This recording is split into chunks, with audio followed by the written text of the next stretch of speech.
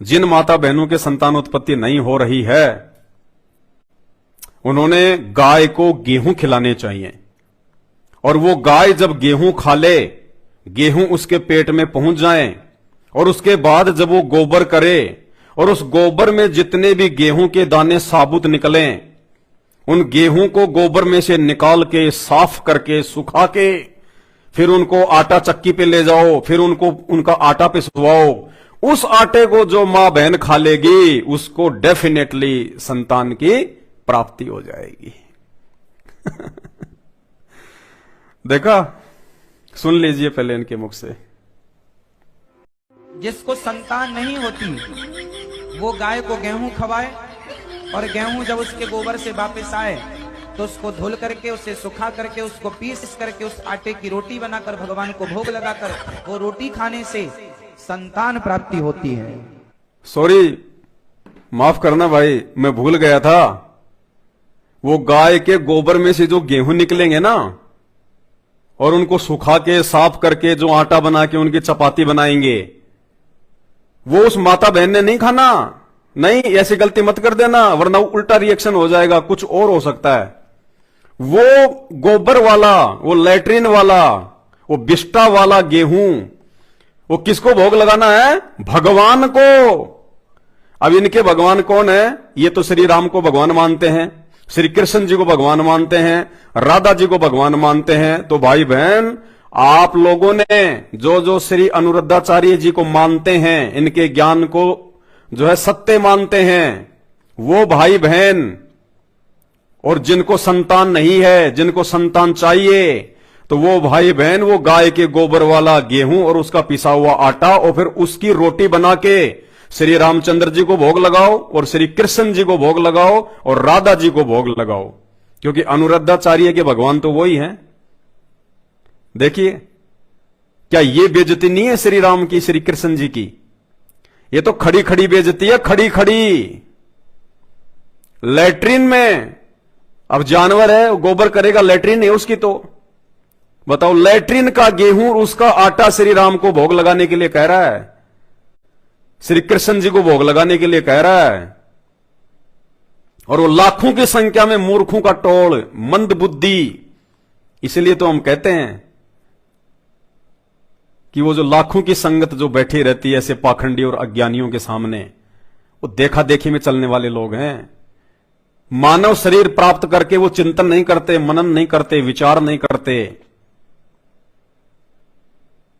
बताइए, खड़े खड़ी आपके भगवानों की बेइज्जती कर रहे हैं, खड़े खड़े।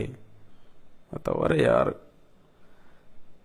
गोबर में से गेहूं निकालो, फिर उसको सुखाओ, फिर उसको उसका आटा बनाओ, और फिर किसको भोग लगाओ? भगवान को।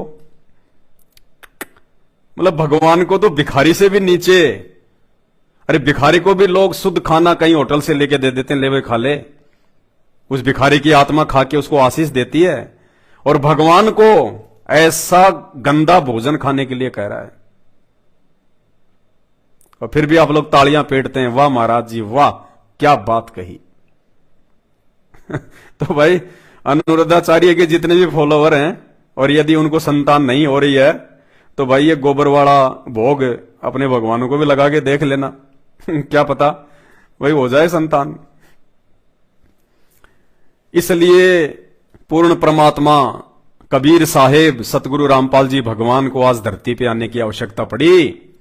ऐसे ज्ञानहीन पाखंडी लोगों ने धर्म की ऐसी की तैसी करके रख दी, धर्म का सत्यानाश कर दिया,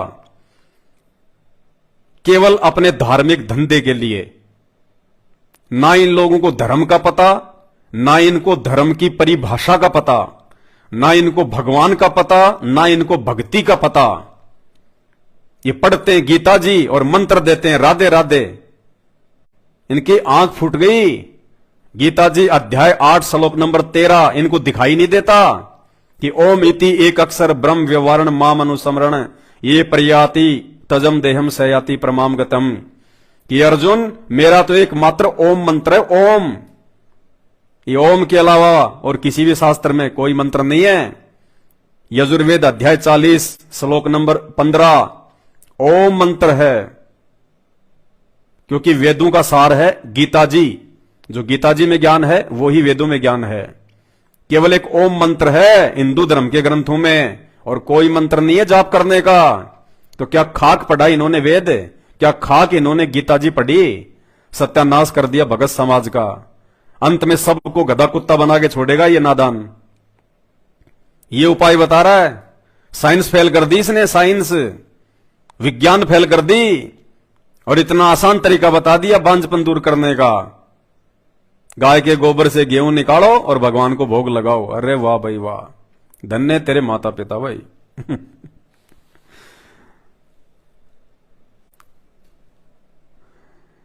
बहुत सारे नादान लोग, धर्म और धर्म की व्याख्या से अपरिचित लोग कमेंट्स करते हैं, संत रामपाल जी तो दूध में नहाया करते थे, दूध के आश्रम में खीर बनती थी।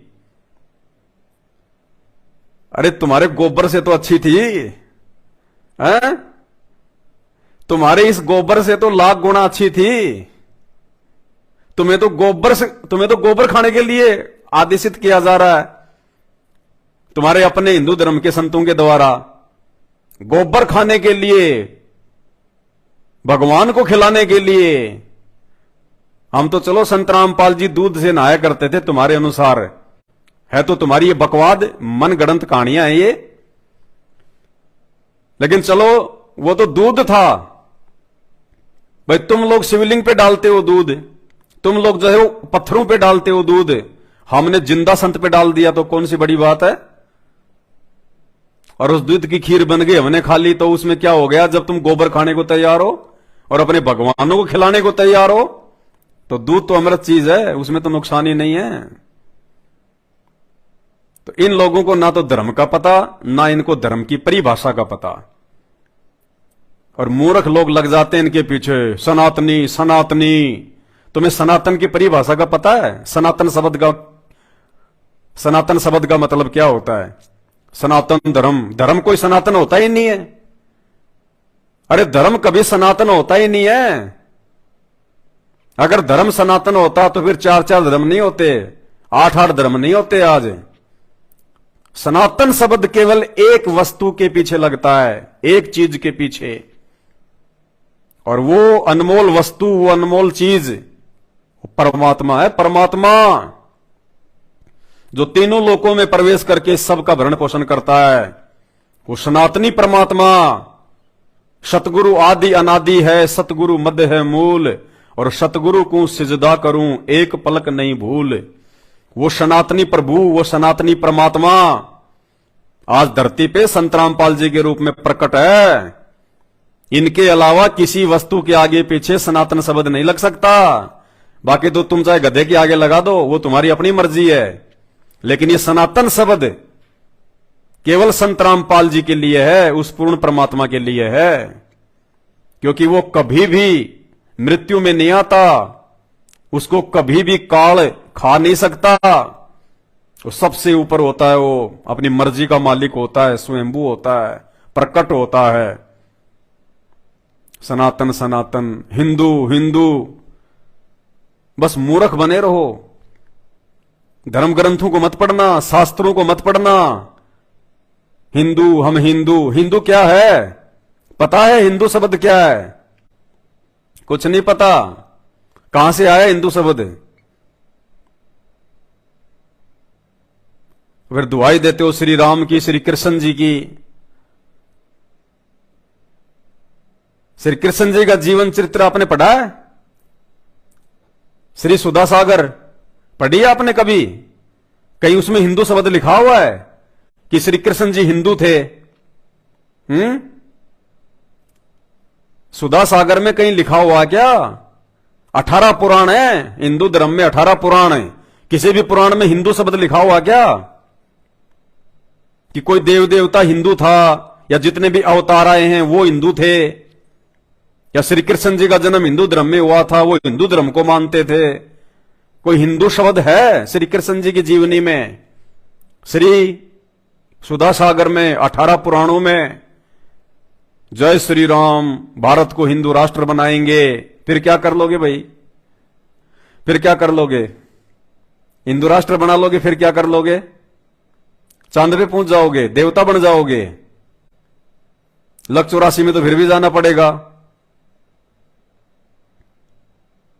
श्री रामचंद्र जी का जीवन चरित्र रामायण क्या है? श्री राम का जीवन चरित्र रामायण है। कहीं रामायण में हिंदू शब्द? पूरी रामायण में कहीं भी हिंदू शब्द है? उसमें लिखा है कि श्री रामचंद्र जी का जन्म हिंदू धर्म में हुआ था। उस समय कोई धर्म ही नहीं था। जब श्री कृष्ण जी का जन्म हुआ द्वापर में, और त्रेता में जिस समय श्री रामचंद्र जी का जन्म हुआ, उस समय कोई धर्म थे ही नहीं। भाई क्यों तुम श्री राम को फॉलो करते हो? क्यों तुम श्री कृष्ण जी को फॉलो करते हो? उनको फॉलो करने का मतलब है उनके अनुसार चलना। उन्होंने कब लोगों को पकड़ पकड़ के जय श्री राम के नारे लगवाए थे? श्री कृष्ण जी ने या श्री रामचंद्र जी ने लगवाए थे क्या? बता दो। धर्म तो छोड़ो, तुम तो जातियों में बट गए, जातियों में। फिर कहते हैं हम श्री कृष्ण जी को मानते हैं, श्री कृष्ण जी हमारे इष्ट हैं। श्री कृष्ण जी ने कभी अपने नाम के आगे कृष्ण यादव लगाया क्या? किसी शास्त्र में लिखा हुआ है कृष्ण यादव सनोप श्री वासुदेव यादव? किसी शास्त्र में लिखा हुआ है? 18 पुराणों में लिखा हुआ है कि श्री कृष्ण जी ने अपने नाम के आगे यादव लगाया हो? और तुम मरमिटने को तैयार हो। अहिर रेजिमेंट, यादव रेजिमेंट, फलाना रेजिमेंट, फलानी सेना। धर्म तो छोड़ो, जातियों में बट गए। रामचंद्र जी क्षत्रिय थे, कभी लगाया उन्होंने अपने नाम के आगे श्री राम शर्मा या श्री राम ठाकुर, श्री राम राजपूत? कभी देखा? रामायण में लिखा हुआ कहीं? किसी शास्त्र में लिखा हुआ कहीं? रामचंद्र जी से संबंधित किसी भी पुस्तक में किसी भी लेखक ने लिखा है श्री राम के आगे उसकी जाति, श्री कृष्ण जी के आगे उसकी जाति, 33 करोड़ देवी देवताओं के आगे उनकी जाति? धर्म तो छोड़ो, तुम तो जातियों में मरमिट रहे हो। कुछ नहीं होगा, अंत में खाली हाथ जाओगे। धर्मराज के मुकद्दर मिलेंगे ऊपर, जम के दूत गेटी पकड़ेंगे, नरक में ठोकेंगे। वहां जाति धर्म नहीं चलती, क्योंकि उस परमात्मा ने जाति धर्म बनाए नहीं। अरे मरना और मिटना भक्ति के लिए चाहिए, परमात्मा के लिए चाहिए। कंपटीशन करो, अच्छे कर्मों के लिए करो। भक्ति में करो तुम कंपटीशन कि वो मेरे से आगे ना निकल जाए, मेरी भक्ति थोड़ी ना रह जाए, कहीं मेरा मोक्ष जो है आधा अधूरा ना हो। शास्त्रों की जानकारी में करो कंपटीशन। बस अपनी अपनी रेजिमेंट बनाने में लगे हुए हैं, बारूद के ढेर तैयार कर रहे हैं, क्योंकि आने वाले समय में देश में गृह युद्ध जो होना है, तो ये पटाखे तैयार हो रहे हैं, पटाखे। और इन सब का जिम्मेदार कौन है पता है? ये धर्मगुरु, ये धर्मगुरु, ये निकम्मे। इन्होंने बर्बाद कर दिया हिंदुस्तान को। किसी भी धर्मगुरु के पास में, एकमात्र संत रामपाल जी को छोड़ के, किसी भी धर्मगुरु के पास में ना तो गीता का ज्ञान है, ना वेदों का ज्ञान है, ना पुराणों का ज्ञान है। राम की कथा कहने वालों के पास में रामचंद्र जी तक का ज्ञान नहीं है। रामायण को भी ढंग से नहीं जानते वो, ना उनके मंत्रों का पता, ना उनसे लाभ लेने की विधि का पता। और लाखों की संगत जो उनके पीछे तालियां पीटती रहती है। भाई तुम्हारे पिछले जन्मों की भक्ति की बैटरी चार्ज है अभी, और जब तक बैटरी चार्ज होती है ना, चाहे लाइट में कनेक्शन भी ना हो, फिर भी आपके पंखे चलेंगे, लाइट जलेगी। आपके पिछले जन्मों की पुण्य रूपी बैटरी अभी चल रही है। तुम सोच रहे हो कि मुझे मेरे गुरुजी से लाभ मिल रहे हैं, मुझे फलाने संत से लाभ मिल रहे हैं, मैं नारियल फोड़ रहा हूं, वहां जाके मेरे को उससे लाभ हो रहा है, मैं वहां जाके धागा बांध के आ रहा हूं, मैं गोवर्धन की परिक्रमा कर रहा हूं, मैं बद्रीनाथ जा रहा हूं, केदारनाथ जा रहा हूं, खाटू श्याम जी जा रहा हूं, मंदीपुर के बालाजी जा रहा हूं, मैं पेट पलनिया जा रहा हूं। कुछ नहीं, कुछ नहीं। वर्तमान में धरती पे कोई देव देवता नहीं है, कोई भी। सारे देवी देवता विलुप्त हैं वर्तमान में, क्योंकि सभी देवी देवताओं का सिरमौर, सभी देवी देवताओं का सरदार, सरताज वो कबीर परमात्मा संत रामपाल जी धरती पे प्रकट हो चुके हैं। अब इस पृथ्वी पे देव देवताओं का नामो निशान भी नहीं है। जब रात्रि होती है उस समय चांद भी अपनी चांदनी फैलाता है, तारे भी टिमटिमाते हैं। सुबह जब सूरज निकल जाता है ना तो चांद उसकी रोशनी फीकी पड़ जाती है, तारे तो दिखाई नहीं देते। तो वर्तमान में वो कबीर परमात्मा संत रामपाल जी के रूप में धरती पे प्रकट हो चुका है और उनकी रोशनी अर्थात उनके इस तत्व ज्ञान के आगे ये सभी साधु संत महात्मा देवी देवता सब फीके हो गए, सब फैले, कुछ नहीं कर सकते। संत रामपाल जी के सत्संग सुनना शुरू कर दो, वरना ये नकली संत ऐसे तुम्हारे को गाय का गोबर खिलाते रहेंगे। इनको शर्म नहीं आई ये बात बोलते हुए कि जिसको संतान नहीं हो रही है गाय को गोबर गाय को जो है वो गेहूं खिलाओ और उसके गोबर में जो साबुत गेहूं निकले उनको पीस के आटा बना के भगवान को भोग लगाओ। अरे मूर्ख आदमी, तू भगवान की बेइज्जती कर रहा है कि भगवान की इज्जत कर रहा है? गाय के गोबर से निकले हुए गेहूं तू भगवान को खिला रहा है? अरे परमात्मा ने खेतों में गेहूं पैदा करवा रखे हैं, गाय के गोबर की क्या जरूरत है? इनकी बुद्धि काल के हाथ में है। ये संत महात्मा नहीं है, ये हिंदुस्तान की जनता का बेड़ा गर्क कर रहे हैं, बेड़ा गर्क। ये सब के सब काल के दूत है, काल के एजेंट। मरने के बाद खुद भी 84 लाख में जाएंगे और आप लोग तो जाओगे कहां? जब गुरु नरक में जाएगा तो चेला कहां जाएगा? चेले के पास तो रास्ता ही नहीं।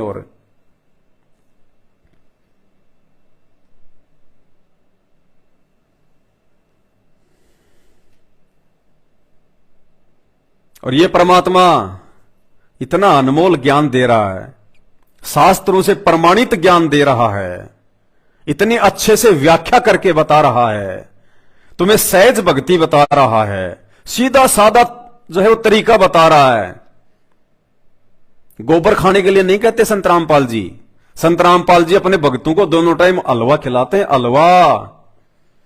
संत रामपाल जी के भक्तों के घरों में दोनों टाइम संत रामपाल जी को देसी घी के हलवे का भोग लगता है, डालडा का नहीं। देसी घी के हलवे का भोग लगता है सुबह शाम दोनों समय। और उसके बाद में संत रामपाल जी के भगत उस हलवे राम को, उस प्रसाद को, जो कि अमृत बन जाता है, जो गीता जी के अनुसार जन्म जन्मांतरों के पाप कर्मों का नाश करता है, फिर संत रामपाल जी के भगत वो देसी घी का हलवा खाते हैं। गोबर तो ये नकली संत खिलाते हैं, नकली संत।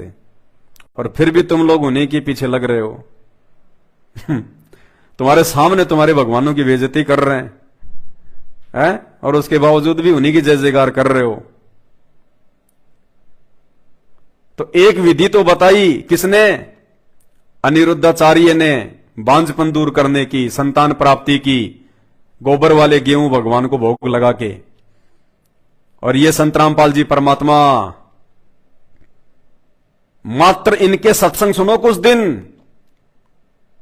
अगर किसी माता बहन को संतान उत्पत्ति नहीं हो रही है, और चाहे अमेरिका के डॉक्टर ने क्यों ना मना कर दिया हो, यहां तक कि अगर उस माता बहन के शरीर में बच्चादानी भी नहीं है, या उसकी बच्चादानी जो है वो निकल चुकी है, वो मां बहन भी यदि संतान प्राप्ति की इच्छा रखती है तो धरती पे परमात्मा प्रकट है। कम से कम 1 महीने उनके सत्संग सुनो, 1 महीने, और बात समझ में आ जाए, उसके बाद में इनसे नाम दीक्षा ले लो। 10वें महीने आपकी गोद में बच्चा खेलेगा, 10वें महीने। ये विज्ञान को फैल करने वाला परमात्मा ये है, ये संत रामपाल जी, जिन्होंने विज्ञान को जन्म दिया है, जिन्होंने विज्ञान को पैदा किया है। ये है वो परमात्मा, सबका जनक।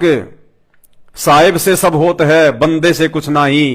ये बंदे हैं, ये जितने भी हैं, ये संत महंत सभी धर्मों में जो दिन रात चिल्लाते रहते हैं अपने धार्मिक धंधे के लिए, उल्टी सीधी बातें बता के लोगों का जीवन बर्बाद कर रहे हैं, ये बंदे हैं। बंदे यानी जीव, इंसान, एक व्यक्ति, एक मानव, जिसके बस में कुछ नहीं होता, जो मिट्टी के समान होता है, उसको कहते हैं बंदा। बंदा यानी व्यक्ति, इंसान। और साहिब यानी परमात्मा, संत रामपाल जी। तो कहते हैं साहिब से सब होत है, बंदे से कुछ नाही, ये राई से पर्वत कर दे, फिर पर्वत से राई। ये वो परमात्मा है। इन लोगों की मीठी मीठी बातों से संतान प्राप्ति नहीं होने वाली। बीमार हो जाओगे, मत खा लेना वो गोबर का अनाज। डॉक्टरों के चक्कर काटोगे हॉस्पिटलों में, कहते मनो मनोरथ ना कीजिए, तेरा किया ना होए, जब पानी से घी निकले तो लूखी खाए ना कोई। ये गाय के गोबर खाने से अगर बच्चे पैदा हों तो कोई जो है संत रामपाल जी की शरण में नहीं आते, बड़े बड़े डॉक्टरों के चक्कर नहीं काटते। अगर गाय का गोबर खाने से अगर भगवान अगर मिल जाए तो ढोंगी और पाखंडी बाबाओं पर सख्त कानूनी कार्रवाई होनी चाहिए। बिल्कुल भाई साहब, 100% होनी चाहिए। ये समाज के लिए सबसे बड़े अभिशाप है, अभिशाप। भाई एक बात बताओ, आप कहते हो कि इंसान को भगवान ने बनाया है, बिल्कुल सही बात है, भगवान ही बनाता है। फिर भगवान ने 84 लाख क्यों बनाई? गधे कुत्ते सूअर क्यों बनाए? बैल क्यों बनाए? मच्छर पतंग सूअर क्यों बनाए? क्या दिक्कत थी भगवान को ये बनाने की? भगवान सारे इंसान बना देता। वो बेचारे इतना दुख उठा रहे हैं गर्मी में, सर्दी में। तुम लोग तो सर्दी आती है तो अपनी रजाई में घुस जाते हो। वो बेचारे पूरी रात ठंड में वो तड़पते रहते हैं, जानवर जंगल में, रोडों पे। बरसात आ जाए तो उनको सहन करना पड़ता है, गर्मी हो तो उनको सहन करनी पड़ती है, भूख प्यास उनको सहन करनी पड़ती है। हर कोई उनको जो है दुत्कार देता है, ठोकर मार देता है, उनको पत्थर मार देता है। भगवान ने जानवर क्यों बनाए? इंसान ही बना देता सबको। भगवान ने तो सबको इंसान ही बनाए थे। जानवर तो इन नकली संतों ने बनवा दिए उल्टा ज्ञान देके, फिर मरने के बाद। इन नकली संतों ने, काल के दूतों ने शास्त्रों के विरुद्ध ज्ञान दे दे के, शास्त्रों में जो मंत्र नहीं है वो मंत्र बता बता के इन नकली संतों ने फिर उनका जीवन बर्बाद कर दिया। और मरने के बाद फिर वो गधे कुत्ते सूअर बने। ये जितने भी जो घूम रहे हैं ना, ये आप और हमारे ये पूर्वज हैं, और कोई नहीं है। ये जितने भी आपको जो 84 लाख में जो जीव जंतु, ये पशु पक्षी दिखाई दे रहे हैं, ये और कोई नहीं है, ये अपने ही पूर्वज हैं, जिनको बेचारों को उल्टी साधना करवा दी नकली संतों ने, और मरने के बाद में किसी को भूत बना दिया, किसी को गधा बना दिया। ये हमारे पूर्वज हैं, ये सब इंसान थे। ये 84 लाख योनियां भोगने के बाद एक बार मानव जन्म मिलता है। धोखा खा जाओगे बहुत बड़ा, सुधर जाओ। हमें गालियां निकालने से कुछ नहीं मिलेगा, कुछ नहीं मिलेगा। अगर हमारी बातों पे विचार करोगे और अपने परमपिता परमात्मा, ये सबका बाप है, ये चारों धर्मों का बाप है, ये सभी धर्मों का बाप है, ये सभी धर्मों के मानने वालों का बाप है। ये बाप यानी परमात्मा, ये अल्लाह है, ये भगवान है, ये मसीह है, ये वाहे गुरु है, यही है। और 2027 के बाद में पूरी दुनिया इसको परमात्मा यानी अपना बाप मानने के लिए मजबूर हो जाएगी। अभी तो तुमने देखा क्या है, अभी तो प्राकृतिक आपदाएं शुरू भी नहीं हुई। ये 4 साल पता चल जाएगा परमात्मा कौन है, भगवान कौन है। अगर जीवित रहे तो नाक रगड़ रगड़ के आओगे इनके पास में, नाक रगड़ रगड़ के, आंखों में आंसू, बरवाड़ा आश्रम की दीवारों पे टक्कर मारोगे, टक्कर, कि भगवान पहले क्यों नहीं आए, हम मूर्खों के भाग पहले क्यों नहीं जागे, हमने आपकी बातों पे पहले विचार क्यों नहीं किया। बरवाड़ा की दीवारों पे टक्कर मारोगे, टक्कर। और जो जितना लेट आएगा उतनी लेट उसकी सुनवाई होगी। तो भाई आपके जो महान संत हैं उन्होंने तो आपको इलाज बता दिया। गाय के गोबर में से गेहूं निकालो, आटा बना के भगवान को भोग लगाओ, संतान प्राप्ति हो जाएगी। और ये संत रामपाल जी क्या बता रहे हैं, ये सुनना 4 मिनट का सत्संग। ये अंतर्यामी परमात्मा है, अंतर्यामी। इसके भगत की, इनके भगत की पुत्र वधू का गर्भपात हो गया था, गर्भपात, बच्चा गिर गया था। डॉक्टर से जाके चेक करवाया, डॉक्टर ने कह दिया भैया गर्भपात हो गया, ब्लड ही ब्लड हो गया। रोने लगी, चीखने लगी, चिल्लाने लगी संतान के लिए। उसकी सासू ने फोन किया अपने गुरुजी को, संत रामपाल जी को, और कहा कि गुरुजी कभी हमारे भी जो है घर पे आओ, परमात्मा भोग लगाओ। परमात्मा भोजन के लिए आओ। उस बहन ने संत रामपाल जी को अपने घर पे भोजन के लिए आमंत्रित किया। उसकी सास ने, जिसका बच्चा गिर गया था। संत रामपाल जी उस बहन के घर पे भोजन करने के लिए गए और दूसरे दिन जाके जब उसने दोबारा टेस्ट करवाया तो डॉक्टर ने कहा कि कौन कहता कि बच्चा गिर गया, बच्चा तो बिल्कुल सुरक्षित है, एज इट इज। ये परमात्मा है, बिना मांगे देता, बिना मांगे। सुनो एक बार, थोड़ा सा उदाहरण दे दो। एक बहन, वैसे तो बहुत सी ऐसे उदाहरण है यहाँ पे, जिनके 10-10, 15-15, 20-20 वर्ष तक विवाह हुए को हो गए थे, संतान नहीं थी। अब यहाँ सत्संग सुनकर जाते हैं तो उनका मन शांत हो जाता है कि ना, हमने संतान चाहिए नहीं। और वहां जाओ संसार में, वहां जानते इंजेक्शन ला दे, अब वो फिर बेचैन हो जा बहन, तो फिर आते डिमांड वही करे। बहुत बार समझाया उनको, लेकिन आखिर में परमात्मा ने उनको फिर वो, अब ये दिल टूटेगा कि तो और जा फंसेंगे कि नालायक आदमी का बालक तो होने नहीं मुझे, और वो ये भक्ति और बर्बाद हो जाएगी इनकी। तो उनको एक बहन को अपने कभी तो असंतोष कर ले, फिर घर वाले जाकर फिर न्यू के बता को जीना है, बालक नहीं, इतने दिन हो गए नाम ले रखा, फलाना काम काहे का तू गुण गाती फिरती है। तो परमात्मा ने उसके सुन दी। 2 लड़की गर्भ में, 2 बच्चे हो गए एक कब्र में। और वो ये कहा करती कि भगवान चाहे मेरे लड़की हो जाए, समाज का मुंह बंद हो जाए, मुझे लड़के की जरूरत नहीं। 2 दी कठिए, अब आप फुली नहीं समाओ सारा, और पड़ोस भी ने बोले थारे गुरु जी तो वे पूरे हैं। 1 साल के बाद 2 और गर्भ में चेक करा ली, 2 लड़की और है। अब वह चिंतित हुई, बोला मत ले जो मालिक तुझे दे रहा है, अब मत बिरड़ावे। तो पुण्यात्मा, परमात्मा जो चाहे सो कर दे।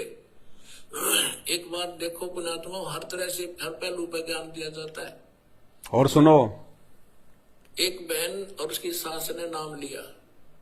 सास का दृढ़ विश्वास था, वह बहन बेटी बालक थी। उसके एक लड़की थी,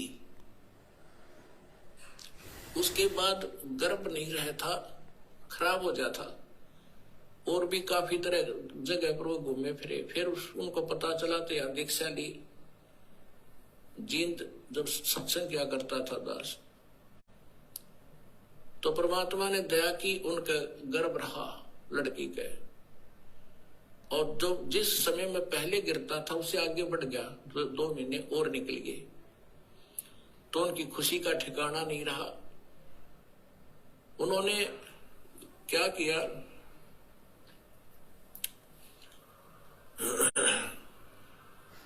जब हमारी थोड़ी सी संगत थी, ज्यादा नहीं थी, थोड़ी संगत थी, तो किसी दूसरे उनके पड़ोस में एक और भक्त था, उसने प्रार्थना की कि आज गुरुजी हमारे यहाँ भोजन करने की दया करो।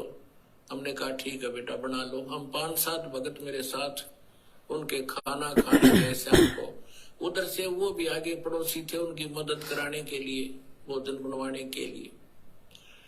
हमें नहीं पता वहां क्या घटना घटी। हम खाना खाकर आ गए।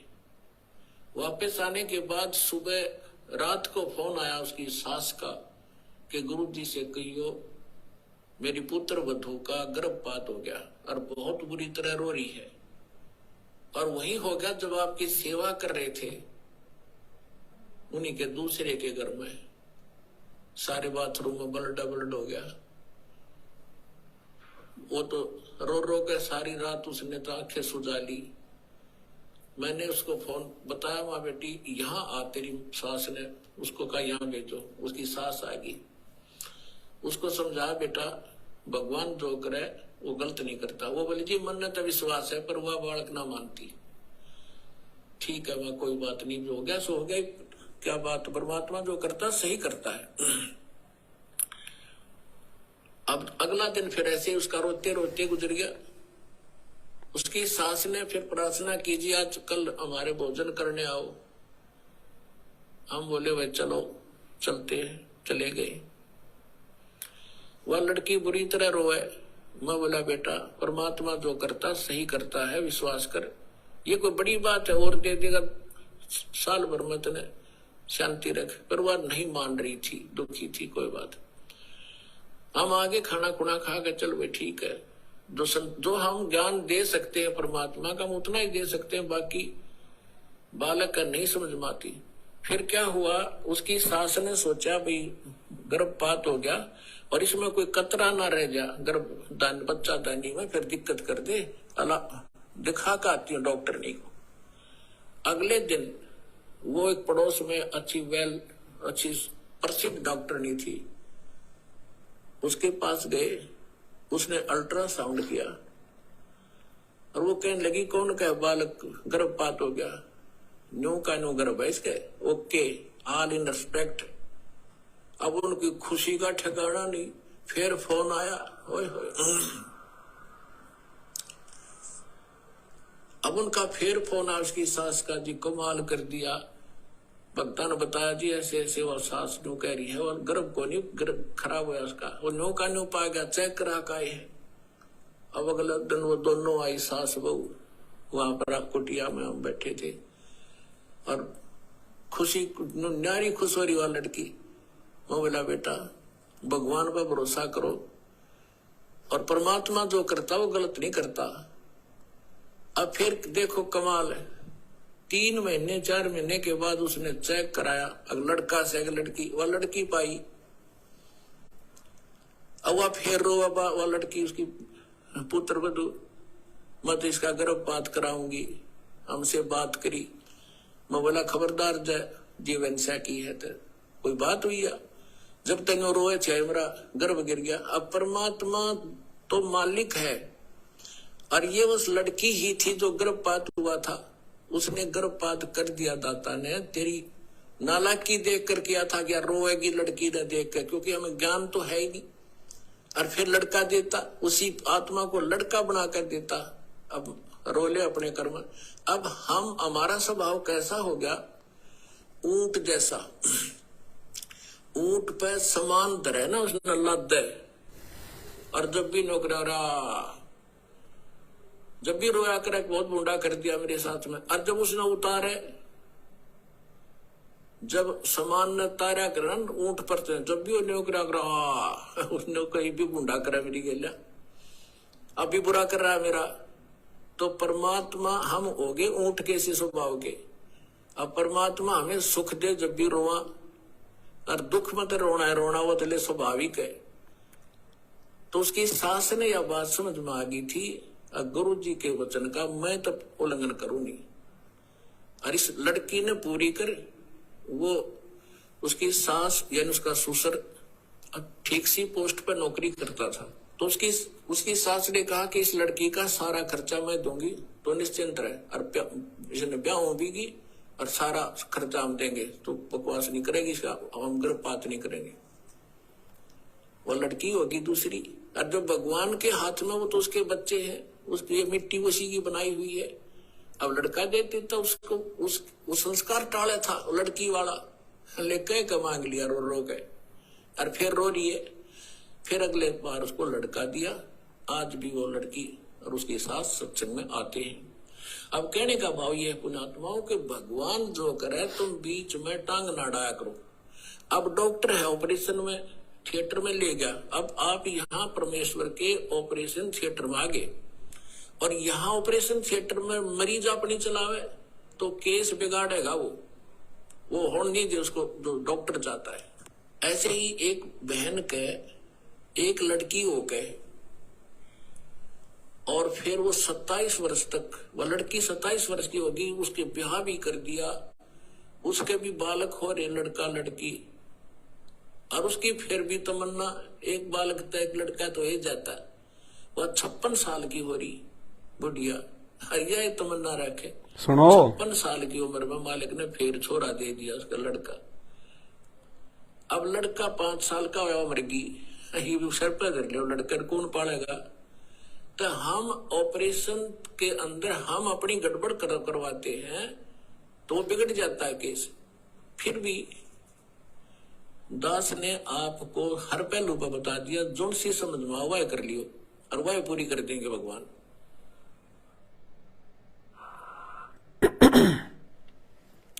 परमात्मा कह रहे हैं दास ने आपको हर पहलू पे बता दिया, जो चीज चाहिए वही मांग लेना और उसी को पूरा कर देगा भगवान।